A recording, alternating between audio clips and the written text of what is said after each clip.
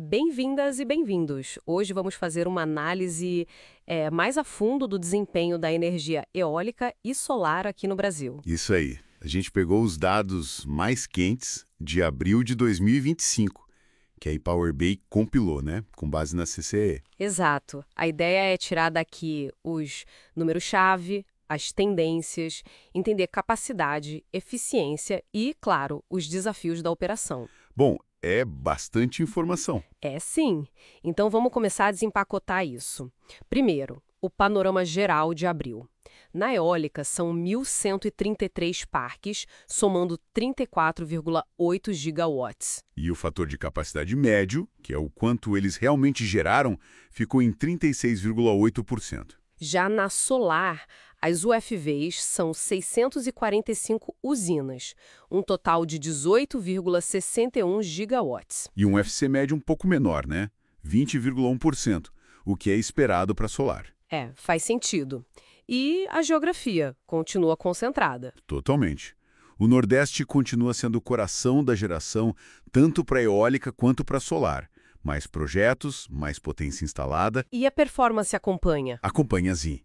O UFC médio, eólico lá no Nordeste, bateu 38,8% e o solar, 21,9%. Acima da média nacional, né? Com certeza. E o crescimento continua forte, pelo visto. Muito forte. No último ano, de maio de 24 a abril de 25, a solar, olha só, cresceu quase 32%. Deu um salto de 4,5 gigawatts. Uau! E a eólica? A eólica também cresceu bem, 9,1%, mais 2,9 gigawatts adicionados. Nada mal. Bom, agora olhando mais de perto. Na solar, tem algum destaque nesse mês de abril? Tem sim. O parque com maior fator de capacidade foi o Ibimirim 9, lá em Pernambuco. Ibimirim 9. Que número ele alcançou? Conseguiu notáveis 33,3% de FC. É um número excelente para solar, hein? Nossa, muito bom. E quem é o dono? E os equipamentos? O parque é da Electron Energy, que pertence ao grupo Bomix. Usa módulos da Canadian Solar, inversores TBI e trackers da Array. Tecnologia de ponta, né? Com certeza. E tem um detalhe importante sobre ele, não tem? Tem sim e é crucial. Ibimirim 9 tem despacho tipo 3. E o mais importante, não sofreu nada de constrained off em abril. Ah, zero corte de geração para ele, então. Exato. E olha que interessante, 16 dos 20 parques solares com maior FC no mês, incluindo o Ibimirim 9, estão conectados na rede de distribuição. Na rede de distribuição. Isso pode explicar a ausência de cortes. Menos congestionamento, talvez. Pode ser um fator, sim. A rede de distribuição opera em tensões mais baixas. Pode ter gargalos diferentes da rede básica de transmissão. Faz sentido. Entendi. Agora, e na eólica? Quem brilhou mais em abril? O líder foi o Parque Ventos de Santo Abraão, na Bahia. Santo Abraão. Que FC ele atingiu? Um número impressionante, 53,97%. É quase 54% do tempo gerando a plena carga, basicamente. Nossa, isso é muito alto para eólica. É da Enel, né? Com turbinas Vestas. Isso mesmo, Enel com Vestas, um resultado fantástico de aproveitamento do vento. Mas tem um mais, imagino. Tem sim. Aqui entra o contraponto importante.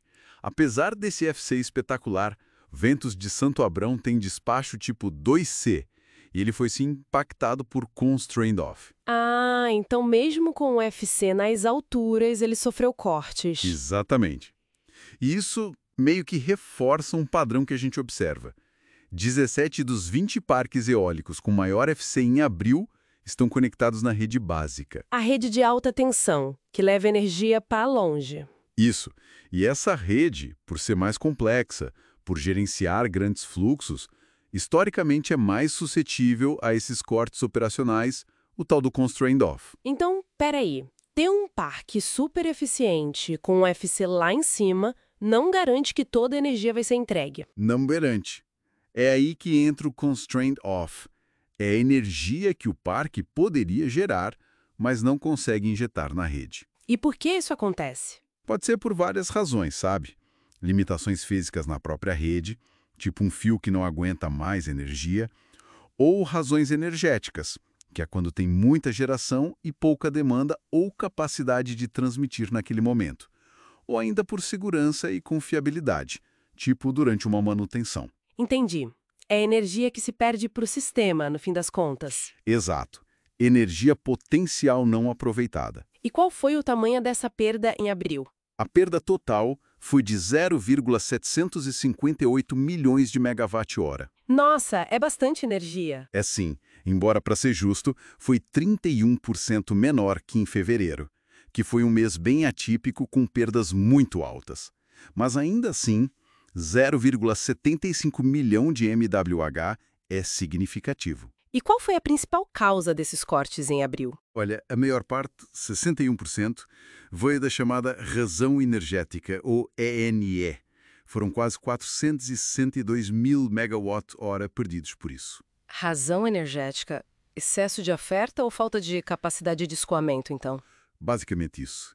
Depois veio confiabilidade elétrica, CNF, com 37%, e as razões externas elétricas, REL, tipo uma limitação física mesmo, foram só 2%.